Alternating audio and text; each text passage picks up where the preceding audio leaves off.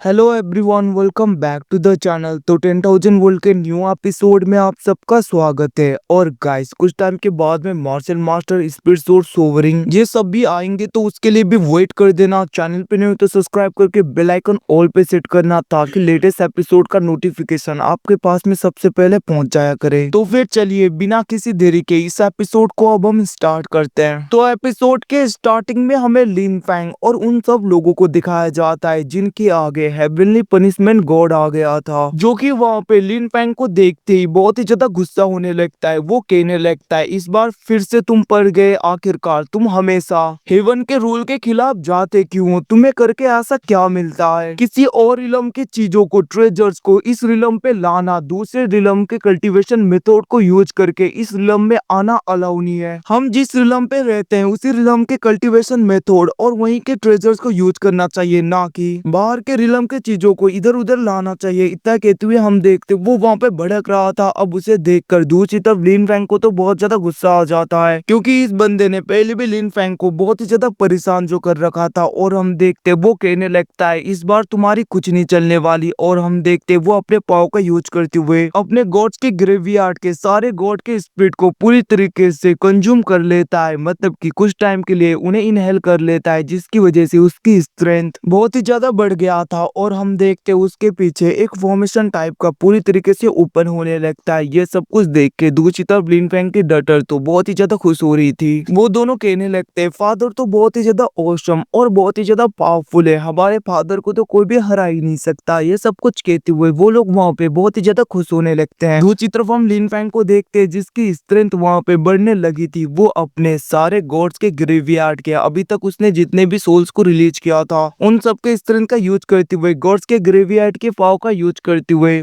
Attack करने के लिए हेवनली पनिशमेंट गॉड के ऊपर पूरी तरीके से तैयार हो जाता है। अब लिन फैंग की इतनी बड़ी हुई स्ट्रेंथ को देखकर दूसरी तरफ हेवनली पनिशमेंट वाला गॉड बहुत ही ज्यादा घबरा गया था। वो सोचने लगता है, वो कहने लगता है, आखिरकार ऐसा कैसे हो सकता है? कुछ टाइम पहले तो तुम बहुत ही ज्यादा कमजोर थे, अभी तुम्हारी कल्टीवेशन स्ट्रेंथ इतनी ज्यादा कैसे बढ़ गई? और हम देखते वो कहने लगा था, आखिरकार तुमने कितने ज्यादा एलेक्जर को इनहेल किया और तुम आखिरकार इतने ज्यादा पावरफुल कैसे हो गए? ये सब कुछ कहते हुए वो गुस्सा हो रहा था। बट हम देखते हैं एकदम से तो उसका वहां पे बर्ताव हुई पूरी तरीके से चेंज हो गया था। वो और भी ज्यादा पोलाइट होने लगता है। वो कहने लगता है, मैं बस कुछ कहना चाहता हूँ। वैसे मैंने तुम्हारे दोनों डटर को देखा और मुझे पता चला कि ये लोग भी स्पिरिचुअल रिलम से ही बिलोंग करते हैं। तो अगर ये लोग इधर उधर जाएंगे तो मुझे नहीं लगता हेवन के रूल के खिलाफ जाना जैसा होगा, क्योंकि ये तो स्पिरिचुअल रिलम से ही बिलोंग करते हैं। और इतना ही नहीं, दूसरे रिलम का कल्टीवेशन मेथड भी यूज करना उतना ज्यादा बुरा नहीं है, इससे कोई भी डिजास्टर वगैरह नहीं आएगा स्पिरिचुअल रिलम पे। ये सब कुछ कहते हुए हम देखते हैं एकदम से वहाँ पे हेवनली पनिशमेंट गॉड तो बहुत ही ज्यादा पोलाइट हो रहा था। ये सब कुछ देख के वहाँ पे साउटियान कहने लगता है, देखो कैसे ये अपने बातों से मुकर गया। और हम देखते साउटियान उसका मजाक उड़ाते हुए कहने लगता है, तुम एक हेवनली पनिशमेंट गॉड हो जो कि स्पिरिचुअल रिलम के लेन देन को, सब कुछ को हैंडल करते हो, और यहाँ पे कोई हेवन के खिलाफ गया तो उसके खिलाफ भी एक्शन लेते हो। तो फिर आखिरकार अभी तुम अपना काम क्यों नहीं कर रहे? उसकी बातें सुन के दूसरी तरफ हम देखते वहाँ पे हेवनली पनिशमेंट गॉड कहने लगता है, ये एक मिसअंडरस्टैंडिंग है और कुछ भी नहीं। दूसरी तरफ वे सब कुछ सुनकर हम देखते साउटियान कहने लगता है, सच में तुम तो बहुत ही ज्यादा डरपोक निकले, तुम्हें तो शर्म आनी चाहिए। ये सब कुछ कहते हुए साउटियान उसका मजाक उड़ा रहा था। दूसरी तरफ लिन फैंग उसके सर पे मारते हुए कहने लगता है, चुप हो जाओ अब तुम। और हम देखते वो डायरेक्टली हेवनली पनिशमेंट गॉड की तरफ देखते हुए कहने लगता है, स्पिरिचुअल रिलम को पूरी तरीके से डिस्ट्रॉय करना मेरा इंटेंशन नहीं है, तो मैं यहाँ पे ऐसी कोई भी हरकत नहीं करूंगा जिसकी वजह से स्पिरिचुअल रिलम पूरी तरीके से डिस्ट्रॉय हो जाए। बट मैं तुम्हें बता देना चाहता हूँ कि अगर तुम फ्यूचर में मेरे कामों में दखल अंदाजी करने के लिए आए तो ये मत कहना कि मैं तुम्हारे साथ में बहुत ही ज्यादा रूड हो गया। अब उसकी ऐसी बातें सुन के दूसरी तरफ हम देखते वहाँ पे हेवनली पनिशमेंट गॉड कहने लगता है, मुझे पता है कि फ्रेंड तुम जैसा इंसान कभी भी किसी को बुली नहीं करेगा, किसी को सप्रेस नहीं करेगा। इतना कहते हुए हम देखते हैं हेवनली पनिशमेंट गॉड वहाँ से चला गया था। ये सब कुछ देखकर दूसरी तरफ हम देखते वहाँ पे लिन फैंग की दोनों डॉटर बहुत ज्यादा खुश हो गई थी। एक तो कहने लगती है हमारे फादर के आगे तो इवन की हेवनली गॉड भी डरते हैं, जो कि पूरे स्पिरिचुअल रिलम को चलाते हैं, वो भी डरते हैं हमारे फादर से, वो तो इनविंजिबल है। ये सब कुछ कहते हुए वो दोनों बहुत ज्यादा खुश होने लगती हैं। उन्हें इतना खुश देखकर लिन फैंग भी खुश हो गया था। वो कहने लगता है चलो सबसे पहले हम तुम्हारे ग्रैंड मदर के पास में चलते हैं, उन्हें लेकर आते हैं। इतना कहते हुए वो वहाँ पे वॉइड स्पेस को पूरी तरीके से ओपन करता है और हम देखते वो लोग उसके अंदर चले गए थे। अब यहाँ से सीन शिफ्ट होके दूसरी तरफ हमें लिन फैंग के मदर के क्लैन को दिखाया जाता है, जहाँ पे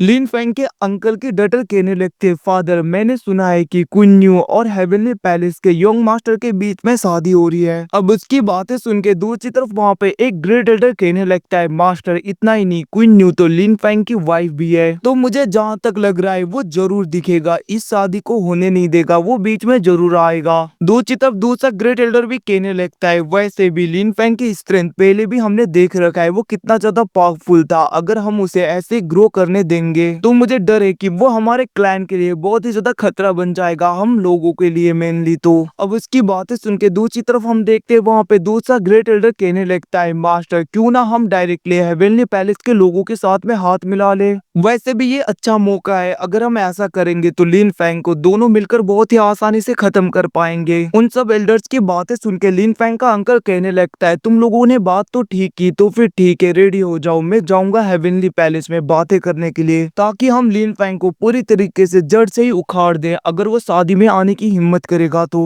ये सब कुछ वो लोग बातें कर ही रहे थे तभी हम देखते बाहर से आवाज आने लगती है। लिन फैंग कहने लगता है इसकी जरूरत नहीं क्योंकि मैं आ गया। अब वो सारे एल्डर और वहाँ पे उसका अंकल बाहर आते हैं, जहाँ पे हम लिन फैंग को और लिन फैंग के ग्रैंडपा को देखते। तो गाइस मैं तो भूल ही गया, ये तो इनके ग्रैंडपा हैं, मतलब कि ये तो लिन फैंग के ग्रैंडपा है, क्योंकि पिछली बार जब यहाँ पे लिन फैंग अपने अंकल इन लोगों के साथ में फाइट कर रहा था तब इसने अपने ग्रैंडपा को अपने सी ऑफ कॉन्शियसनेस में रख लिया था ताकि वो उन्हें पूरी तरीके से सेव कर पाए। वहीं पे दूसरी तरफ हम लिन फैंग के अंकल और उन एल्डर्स को देखते जहाँ पे उसके अंकल कहने लगते ओ तो तुम अब यहाँ पे वर्चुअल गॉड रिलम पे पहुंच गए लिन फैंग, फर्क नहीं पड़ता आज तुम यहाँ से जिंदा नहीं जाओगे। तो मैं गाइस बता दूं लिन फैंग का सोल अभी यहाँ पे ट्रू गॉड रिलम पे है और उसकी फिजिकल स्ट्रेंथ अभी यहाँ पे बस वर्चुअल गॉड रिलम पे ही है। दूसरी तरफ लिन फैंग के अंकल की बातें सुन के हम देखते वहाँ पे लिन फैंग के ग्रैंडपा कहने लगते हैं सच में मैंने सोचा था कि पिछले फाइट के बाद में तुम अपने माइंड को शांत करोगे, बट तुम्हें देखकर तो ऐसा लग रहा है कि तुम्हारे माइंड में थोड़ा सा भी अकल नहीं है। मैंने कभी सोचा नहीं था कि मेरा कोई सन ऐसा भी पैदा होगा जो पावर के लिए अपने ही फैमिली मेंबर के ऊपर ऐसे अटैक करेगा। ये सब कुछ कहते हुए हम देखते लिन फैंग के ग्रैंडपा वहाँ पे बहुत ज्यादा सैड हो रहे थे।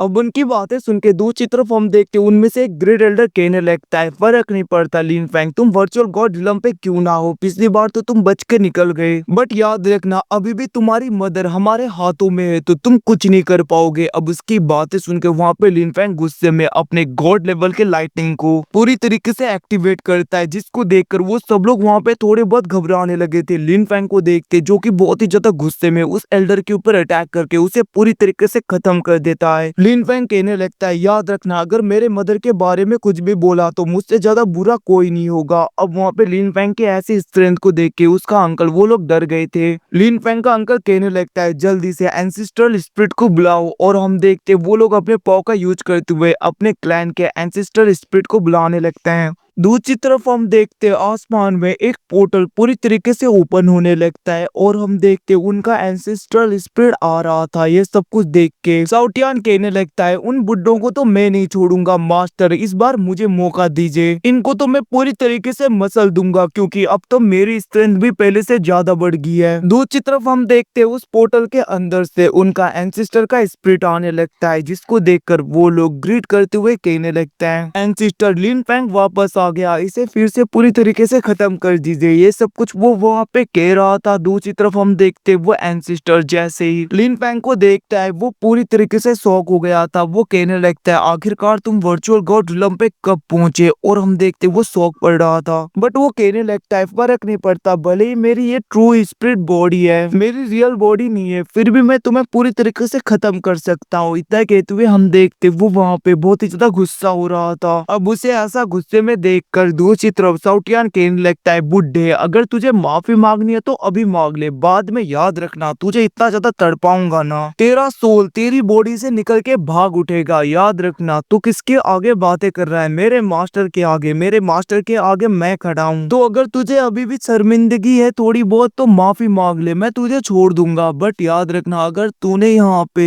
माफी नहीं मांगी तो मैं बहुत ही ज्यादा रूड हो जाऊंगा। साउटियान की बातें सुन के वहाँ पे वो एंसेस्टर स्पिरिट कहने लगता है, ये सब तो तुम्हें करना चाहिए। हम देखते लिन फैंग गुस्से में कहने लगता है, आज मैं पुराना हिसाब भी पूरी तरीके से क्लियर कर दूंगा और मैं तुम्हें छोड़ूंगा नहीं। इतना कहते हुए वो अपने गॉड लेवल के लाइटनिंग एनर्जी को पूरी तरीके से एक्टिवेट करके उसके ऊपर अटैक करने के लिए बढ़ने लगता है, जिसको देखकर दूर की तरफ वो एंसेस्टर भी अपने एनर्जी को पूरी तरीके से रिलीज करके लिन फैंग के ऊपर अटैक कर देता है। हम देखते दोनों के अटैक एक दूसरे के साथ में टकराते हैं, जिसकी वजह से वहाँ पे बहुत ही ज्यादा एनर्जी निकलने लगता है। इवन कि हम तो देखते लिन फैंग का गॉड लेवल का थंडर का शॉक इवन कि उसके अंकल और दूसरे लोगों के पास में जाने लगता है। उसके अंकल की डॉटर उसे हैंडल नहीं कर पाती और वो वहाँ पे बहुत ही ज्यादा इंजर्ड होके नीचे गिर गई थी। ये सब कुछ देखकर हम देखते उसके अंकल कहने लगते हैं डॉटर, और हम देखते वो अपने डॉटर के पास में चला गया था। वो कहने लगता है आखिरकार इस लिन फैंग के पास में ऐसी थंडर की एनर्जी कैसे आई जो कि बहुत ही ज्यादा पावरफुल और बहुत ही ज्यादा डोमिनेंट टाइप का है। दूसरी तरफ उस थंडर एनर्जी की वजह से तो वो एंसेस्टर स्पिरिट भी थोड़ा सा पीछे हो गया था। लिन फैंग को देखते जो कि वहाँ पे स्माइल देते हुए अपने पाव को पूरी तरीके से बढ़ा देता है, और हम देखते वो अपने गॉड लेवल के सोड स्पिरिट को बाहर निकालते हुए अपने गॉड लेवल के थंडर एनर्जी को उसमें पूरी तरीके से भर देता है। इतना ही नहीं वो उसका यूज करते हुए उस एंसेस्टर स्पिरिट के ऊपर अटैक करता है, जिसको कि वो एंसेस्टर स्पिरिट रोकने के लिए अपने कोल्ड एनर्जी का यूज करने लगा था, आइस एनर्जी का, जिसकी वजह से बहुत ही ज्यादा बैरियर टाइप के आ रहे थे उसे रोकने के लिए। बट हम देखते लिन फैंग का अटैक तो उन सबको पूरी तरीके से चीरते हुए उस एंसेस्टर स्पिरिट के पूरी तरीके से आर पार हो जाता है, जिसको देखकर दूसरी तरफ वहाँ पे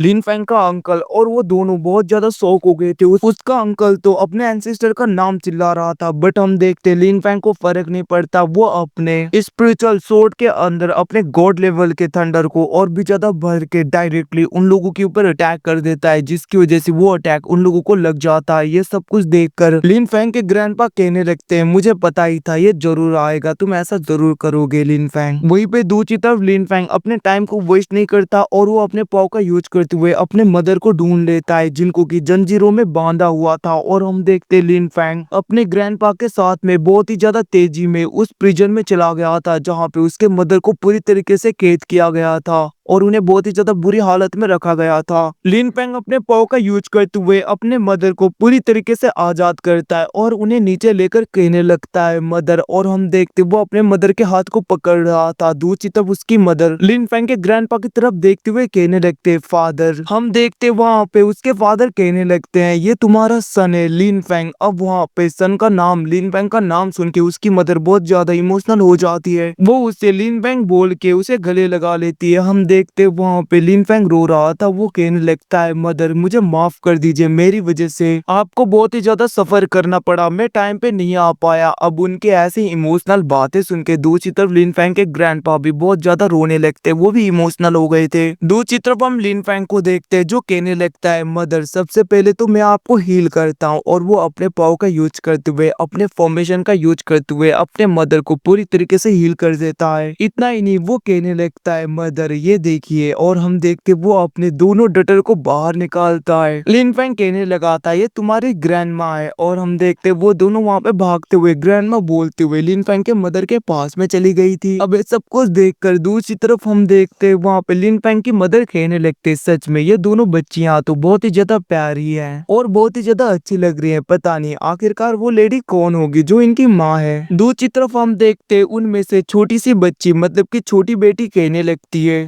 ग्रैंडमा आखिरकार हम युंगमिंग पैलेस में कब जा रहे हैं। दूसरी बड़ी बेटी कहने लगती है हाँ ग्रैंडमा, क्योंकि वैसे भी मेरे ब्रदर को उन लोगों ने पूरी तरीके से प्रिजन में भी रख रखा है। अब उनकी बातें सुन के वहाँ पे लिन फैंग कहने लगता है तुम दोनों चिंता मत करो, युंगमिंग पैलेस में अब हम कल जाएंगे डायरेक्टली। यहाँ से सीन चिपटो के दूसरी तरफ हमें युंगमिंग पैलेस में कुन्यू के फादर एंड मदर को दिखाया जाता है, जहाँ पे उसकी मदर कहने लगती है कुन्यू बहुत ही ज्यादा सैड है, वो ये मैरिज नहीं करना चाहती, आखिरकार हम क्या कर सकते हैं। उसकी बातें सुन के दूसरी तरफ वहाँ पे कुन्यू के फादर कहने लगते हैं मैं चाहकर कर भी कुछ नहीं कर सकता, क्योंकि एंसिस्टर ने इस जगह को पूरी तरीके से सील कर रखा है। इवन कि अगर हम यहाँ पे कुछ करने की कोशिश करेंगे तो मुझे डर है वो लोग मेंटियान को कुछ नुकसान पहुंचा देंगे। मैं बहुत ही ज्यादा बुरा हूँ। इवन कि ये सब कुछ मेरी वजह से हुआ है। अगर मैं ट्रू गॉड रिलम में पहुंच जाता तो मेरी डॉटर को कुछ भी झेलना नहीं पड़ता। ये सब कुछ मेरी गलती है। और हम देखते वो वहाँ पे ड्रिंक करते हुए खुद को ही ब्लेम किए जा रहे थे। तभी वहाँ पे उनका तालिस्मान चमकने लगता है और एकदम से वहाँ पे वो बहुत ज्यादा खुश हो गए थे। वो कहने लगते हैं फाइनली वो आ ही गया, ऐसा लग रहा है वो आ गया है अब। और हम देखते वो वहाँ पे बहुत ही ज्यादा खुश हो रहे थे, क्योंकि उन्हें पता चल गया था कि आखिरकार अभी यहाँ पे कौन आने वाला है गाइस। उस तालिस्मान का चमकना मतलब कि लिन फैंग अब वापस आ चुका है और हमें